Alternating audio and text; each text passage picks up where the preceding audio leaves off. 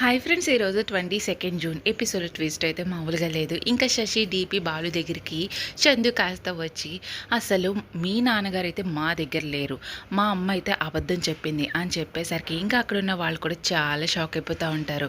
ఇంకా ఇదంతా ఎలా జరిగిపోయింది తెలుసుకోవాలంటే మన ఛానల్ని ఫస్ట్ టైం చూస్తున్నట్లయితే కనుక సబ్స్క్రైబ్ చేసుకోండి. అండ్ లేట్ చేయకుండా సీరియల్ రివ్యూలోకి అయితే వెళ్ళిపోవచ్చండి. ఇంకా సీరియల్ స్టార్టింగ్లోనే ఇంకా శశి కాస్త చాలా కంగారుగా ఆఫీస్కి అయితే వచ్చేసరికి, ఏంటి శశి అలా ఉన్నావు, అసలు ఎందుకు అలా చెప్పకుండా వెళ్ళిపోయి చాలా కంగారుగా వెళ్ళావు, అసలు ఏమైంది అని అడిగేసరికి అక్కడ ఉన్న శశి కాస్త, మీ నాన్నగారిని కాపాడడం కోసమే నేను ఇప్పుడు వెళ్ళానంటే నువ్వు నమ్ముతావు బాలు.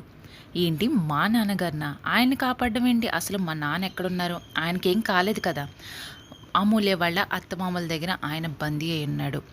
ఏంటి శశి నువ్వనేది, వాళ్ళు మా నాన్నని ఎందుకు బంధిస్తా, అసలు వాళ్ళకి ఏం కావాలి, మీ మావయ్య గారు ప్రాణాలతో కావాలంటే ఆ సిమెంట్ ఫ్యాక్టరీ మా పేరు మీద రాసివ్వండి అని నాతో బేరం పెట్టారు అని ఇంకా చెప్పేసరికి ఇంకా అక్కడున్న బాలు డీపీ కూడా చాలా షాక్ అయిపోతూ ఉంటారు.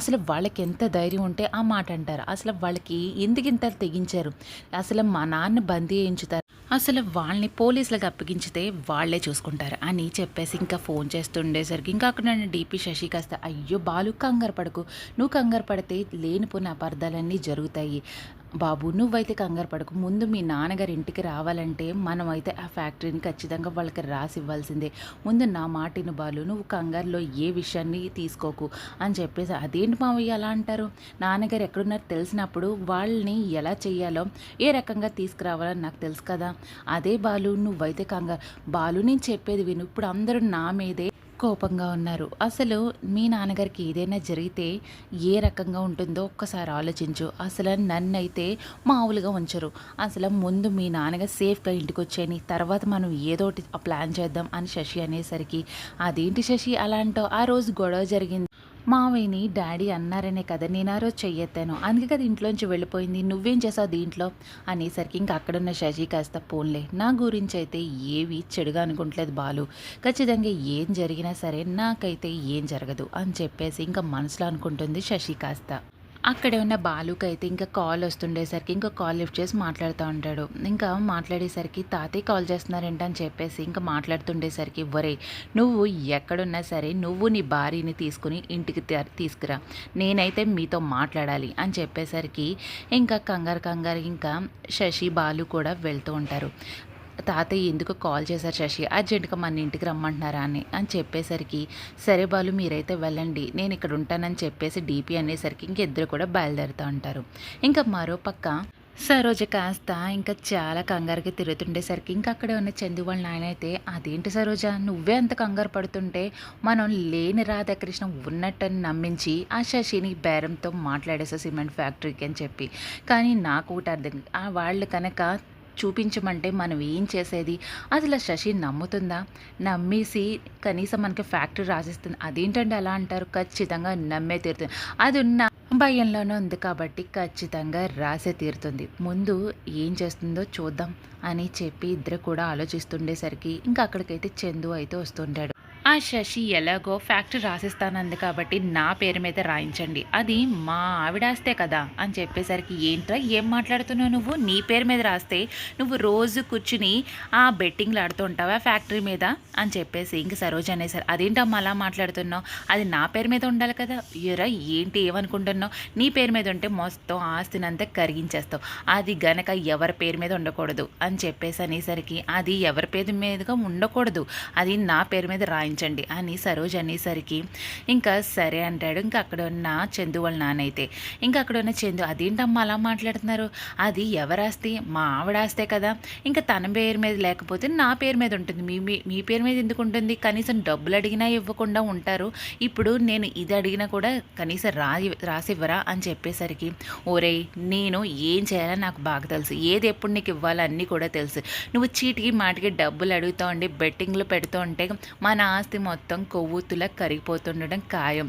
నువ్వు ఇప్పుడు చెప్పిన మాట అయితే విను, నేను మాటినను, చెయ్యను అని అన్నావంటే నిన్ను చంపడం అయితే ఖాయం అని సరోజ అనేసరికి, అదేంటమ్మా అలా అంటావు? కన్న కొడుకుని చంపేసుకుంటావు ఆస్తి అదే మరి చెయ్యాలి. నువ్వు ఆస్తిని నిలబెడుతున్నావేంటి? నిలబెట్టలేకపోతున్నావు కాబట్టి ఇంకా ఆ పనే చెయ్యాలి. మేము ఏం తినాలిరా బతకాలి, ఏం తినడానికి ఏమైనా ఉండాలి కదా! నువ్వు అది కూడా ఉంచట్లేదు కాబట్టి అయితే నిన్నైతే చంపేయాలి. అదే చేస్తాం అని చెప్పేసరికి ఇంక అక్కడైనా చందు కాస్త ఆలోచనలో పడతా ఉన్నాడు. అదే మీ చివరి మాట అనేసరికి ఇంక అక్కడున్న సరోజ అయితే అదే చివరి మాట. నీకు ఆస్తిని మాత్రం రాసి ఇచ్చే ప్రసక్తే లేదు. అది మాత్రం నా పేరు మీదే ఉంటుంది అని చెప్పేసరికి ఇంక చందు అయితే ఇంకేం చేయాలో తెలియక అలా ఉండిపోతూ ఉంటాడు. ఇంకా మరోపక్క బాలు, శశి ఇంటికొచ్చేసరికి ఇంక అక్కడున్న తాతయ్య, రాణి కూడా బాధపడుతూ కూర్చుండేసరికి, తాతయ్య ఏమైంది? మమ్మల్ని ఎందుకు ఇలా పిలిచారు? అని చెప్పి అనేసరికి ఇంకా అక్కడున్న తాతయ్య అయితే చేతిలో ఉన్న లెటర్ కాస్త బాలుకి ఇస్తూ ఉంటాడు. ఇంకా బాలు, శశి ఆ లెటర్ చూసి చదివేసరికి, అయితే మావయ్య గారు ఇంకా మనసు బాలకి ఇంట్లోంచి అయితే వెళ్ళిపోయారు కదా, మనమైతే కంగారు పడక్కర్లేదు బాలు. ఇప్పుడు మావయ్య గారు ఏ రోజైనా వస్తారు. మనం చాలా టెన్షన్ పడిపోయింది దీని గురించి అని అంటుండేసరికి ఇంకా అక్కడ ఉన్న తాతయ్య కాస్త, ఏంటి మనసు బాలేక వెళ్ళిపోయి ఉంటే పోన్లే, మనసు బాలేక వెళ్ళిపోయారు, ఏదో రోజు వస్తారు అని మీరు సర్ది చెప్పేసుకుంటున్నారా? అసలు ఏం మాట్లాడుతున్నారా? నువ్వు కన్న కొడుకువేరా అసలు అని. నువ్వు కన్న కొడుకు అంటే తండ్రి గురించి ఆరాటపడి ఉండే, అసలు ఎవరి గురించి వెళ్ళిపోయాడా మీ నాన్న? నువ్వు చేసిన రాద్ధాంతం వల్లే కదా ఆయన మనసు బాలకి ఎంత ఇది చేసి లెటర్ రాసి మీ అమ్మ గురించి వెళ్ళిపోయాడు. ఎందుకు అంత రాద్ధాంతం ఏమన్నాడు మీ నాన్న? కనీసం ఇంట్లో తాగొద్దని చెప్పినందుకు నువ్వు చెయ్యెత్తుతావా మీ నాన్న మీద? అసలు ఎంత బాధపడుంటే ఆ మనిషి ఇంట్లోంచి వెళ్ళిపోయాడు అని చెప్తుండేసరికి, తాతయ్య నేను చేసింది ఏం లేదు. ఆ రోజు నాన్నైతే మావయ్య గారి మీద గట్టిగా అరిశారు, నేనైతే చెయ్యి అయితే పైకెత్తాను, అంతేగాని నేనేం చెయ్యి చేసుకోలేదు కదా. నాకు సంస్కారం ఉంది, నాన్న మీద గౌరవం ఉంది కాబట్టే నేను ఏం చేయలేదు తాతయ్య. కానీ ఆ రోజు నాన్న ప్రవర్తించిన తీరు కూడా బాలేదు అని చెప్పేసరికి ఇంకా అక్కడున్న రాణి తాతయ్య కాస్త, వీడికి అర్థమవుతుంది తాతయ్య, వీడు కొడుకు అయితేనే కదా, ఏ రోజైనా కొడుకులో ప్రవర్తిస్తేనే కదా. వీడు ఇప్పుడు లెటర్ చూసి కనీసం ఆ లెటర్లో ఉన్న అర్థం కూడా వాడికి అర్థమైనప్పుడు ఇంకేం చేస్తాం తాతయ్య, వాడిని అయితే వదిలేసి. అసలు వాళ్ళిద్దరూ మారరు, వాళ్ళు మారితే ఈరోజు ఇలా ఎందుకుంటుంది అని చెప్పి అంటుండేసరికి ఇంకా అక్కడున్న తాతయ్య, ఒరే తండ్రిని ఎంత చక్కగా చూసుకునే రోజులు రమ్మనియ్యి, అసలు ఏ కాలం నుంచి నువ్వు ఏ కాలాన్ని తీసుకొచ్చేసారా, ఎంత బాగా చూసుకునే తండ్రిని నువ్వు ఈరోజు ఎక్కడ ఉన్నాడో తెలియకుండా చేసేసావు మీ నాన్న. అసలు ఎందుకురా ఇలా చేసావు? అయినా ఈవిడి గారు ఈ శశి గారు వచ్చిన దగ్గర నుంచి, అసలు మీ ఆవిడ వచ్చిన దగ్గర నుంచి నీ తీరంతా మారిపోయింది. ఈ అమ్మాయి గారు ఎప్పుడైతే ఇంట్లోకి అడుగు పెట్టారో ఆ క్షణం నుంచి ఈ ఇల్లంతా ఒక నరకం కింద తయారైంది అనేసరికి ఇంకా అక్కడున్న బాలు అయితే, తాతయ్య మా ఆవిడ్ని ఎందుకంటున్నా? అయినా శశి ఏం చేసింది? శశినే అంటుంటున్నారు అందరూని, తను ఏం చేయలేదు. ఆ రోజు నేనే కోప్పడ్డాను నాన్న మీద, అంతే తప్ప తనైతే ఏం చేయలేదు అని చెప్పి అంటుండే. సరే నీకైతే తెలీదురా బాలు, నువ్వు ఇలాగే వెనకేసుకురా. ఆయన నీకు ఏ రోజు తెలుస్తుందో నాకు కూడా అర్థం కావడాలి. ఆయన మంచి మనిషిని నువ్వైతే ఇంట్లోంచి పంపించేసావు. కనీసం ఇప్పుడు లెటర్ చూసిన తర్వాత కూడా నువ్వు మారుతావేమో, కనీసం మనసు మార్చుకుంటావేమో అని చెప్పి నాలో ఇంత కొంచెం అయితే ఉండేది. కానీ ఈ క్షణం నుంచి అది కూడా లేదురా. కనీసం లెటర్ చదివిన తర్వాత మనసు బాలేక వెళ్ళిపోయారా అని నువ్వు అర్థం చేసుకొని ఏదో ఒక రోజు వస్తానని నువ్వు చెప్పగానే నాకైతే నీ గురించి అయితే అర్థమైంది. నువ్వు ఒక మనిషిలా కూడా లేవు. అయినా నువ్వు ఒక కన్న కొడుకులాగే ప్రవర్తించడం లేదు. అయినా నువ్వు మారుతావో కూడా నాకు భయంగానే ఉంది అని అంటుండే. తాతయ్య నువ్వైతే మాట్లాడుకు, అయినా బాలు అసలు మారడు. అయినా వాడలా ఉంటే ఆయన ఈరోజు ఇంట్లోంచి వెళ్ళిపోయేవారు కాదు కదా తాతయ్య.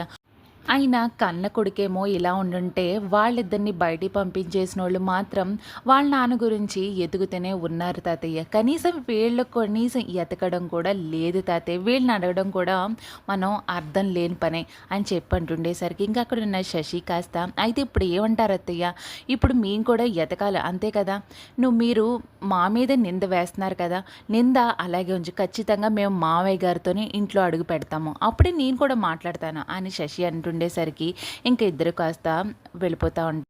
మరోపక్క శశి, బాలు ఇంకా ఆఫీస్కి వచ్చేసరికి ఇంకా అక్కడ డీపీ అయితే, బేబీ నేనైతే పేపర్స్ అయితే రెడీ చేశాను, నువ్వు ఎలా చెప్పావో అలాగే నేను రెడీ అయితే చేశాను అని చెప్పేసరికి ఇంకా అక్కడ ఉన్న బాలు అయితే, ఏం పేపర్స్ మావయ్య, అయినా ఏంటిది అని అడిగేసరికి, అదే బాలు సిమెంట్ ఫ్యాక్టరీ అయితే ఇస్తామని మనం అమూల్య వాళ్ళ అత్తగారులతో చెప్పాం కదా! అదైతే ఇచ్చేద్దాం. ముందైతే మీ నాన్నగారిని సేఫ్‌గా ఇంటికైతే రానివ్వు. చూసావు కదా! అందరు నన్ను ఎన్నేసి మాట్లాడినా నేనే మీ నాన్నగారినైతే ఇలా చేశాను, ఇలాగే చేస్తానని లేనిపోని మాటలని నన్ను ఆడిపోసుకుంటున్నారు. అయన్నీ నాకు అనవసరం బాలు. ముందైతే వాళ్ళు అడిగినట్టు ఈ సిమెంట్ ఫ్యాక్టరీ అయితే రాసిచ్చేద్దాం అని చెప్పంటుండేసరికి, నిజమే ఇచ్చేద్దాం. వాళ్ళు దీంతో వదిలిపెట్టరు కదా! రేపు అమ్మనో ఎవరినో ఒకళ్ళు కిడ్నాప్ చేసి మళ్ళీ ఇంకొకటి అడుగుతారు. వాళ్ళు ఒకటి స్టార్ట్ చేశారంటే మళ్ళీ ఇంకొకటి అడగకుండా ఉండలేరు కదా! అయినా ఒకటి పోలీసులకైతే మనం కంప్లెయింట్ ఇస్తే వాళ్ళైతే చూసుకుంటారు కదా! అదే బాలు ముందైతే ఆ ఆవేశమే తగ్గించుకో. ముందు వాళ్ళు చెప్పినట్టు చేద్దాం అని ఇంకా అక్కడున్న శశి కాస్త సరోజ్‌కైతే ఫోన్ చేసి, మీరు చెప్పినట్టే పేపర్స్ అన్నీ రెడీ చేశాను. రేపైతే రిజిస్ట్రేషన్ అని కాల్ పెట్టేస్తూ ఉంటుంది శశి అయితే.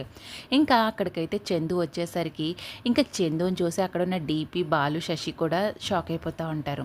నువ్వేంటి ఇలా వచ్చావు అని శశి అడుగుతుండేసరికి, మీరు సిమెంట్ ఫ్యాక్టరీ అయితే మా పేరు మీద రాసిస్తా అన్నారు కదా! అసలు వద్దు. అసలు మాకు ఏ ఫ్యాక్టరీ వద్దు. ముందైతే మీ నాన్నగారు కూడా మా దగ్గరేలే లేదు. ఆయన మా అమ్మ అబద్ధం చెప్పింది అని చెప్పండేసరికి ఇంకా అక్కడ అందరూ కూడా షాక్ అయిపోతూ ఉంటారు. ఇంకా మీరైతే ఎవరు కూడా రాయక్కర్లేదు అని చెప్పేసి ఇంకా వెళ్ళిపోతూ ఉంటాడు చందు కాస్త. ఇంకా మరోపక్క రామ్, ఆదిత్య, శైలు అందరూ కూడా ఇంకా రాధాకృష్ణ గురించి వెతుకుతూ ఉండేసరికి ఇంకా రామ్ కాస్త ఇంటికొస్తూ ఉంటాడు. ఏవండీ మావయ్య గారు ఎక్కడైనా ఉన్నట్టయినా కనీసం తెలిసిందా? అసలా ఎక్కడోకి వెళ్ళిపోయారండి అని చెప్పి బాధపడుతుండేసరికి, సీత నువ్వేం బాధపడకు, ఖచ్చితంగా నానైతే దొరుకుతారు. ఇప్పుడు కొన్ని చోట్లయితే వెతికాం. ఆదిత్య గారు కూడా వెతుకుతున్నాడు. అదే అండి అత్తయ్య గారికి మీరైతే లెటర్ రాసి చెప్పారు. కానీ ఏ రోజైనా ఆ అత్తయ్య గారికి తెలిసిందంటే చాలా పెద్ద ప్రాబ్లం అయిపోతుందండి. మనం అత్తమ్మతో అబద్ధం చెప్పాం అని చెప్తుండేసరికి నాకు అదే అర్థమైంది సీత. నాన్న ఎక్కడికి వెళ్ళారో తెలియాలి కదా! ముందైతే ఆదిత్య అందరూ కూడా వెతుకుతున్నారు కదా! చూద్దాం. నాన్న గురించి ఏదో రోజు దొరుకుతుంది. అయినా 2 రోజుల్లో నాన్నైతే వచ్చేస్తారని నా మనసుకి ఎందుకో అనిపిస్తుంది అని రామ్ అనేసరికి ఇంకా సీత అయితే ఆలోచనలో పడతా ఉంటుంది. ఇంకా ఈరోజు ఎపిసోడ్ ఈ విధంగా జరుగుతుందండి. మరి ఈ ఎపిసోడ్ గురించి మీరేమనుకుంటున్నారో కింద కమెంట్ సెక్షన్‌లో మనకైతే తెలియచేసేయండి. నాకైతే చందు అయితే ఇంకా డైరెక్ట్‌గా అయితే బాలు దగ్గరికి వెళ్ళి మీ నాన్నగారు లేకపోతే సిమెంట్ ఫ్యాక్టరీ కూడా రాసివ్వద్దు అని చెప్పి నాకైతే షాక్ అయితే అనిపించింది. కానీ చందు అయితే బాగానే ఆలోచించాడు.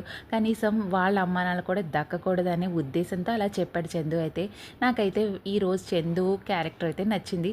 అండ్ మీరేమనుకుంటున్నారు ఈ ఎపిసోడ్ గురించి మనకైతే తెలియజేసండి. అండ్ మరిన్ని లేటెస్ట్ రంగులెట్టిన సీరియల్ అప్డేట్స్ గురించి మన ఛానల్ని సబ్స్క్రైబ్ చేసుకోండి.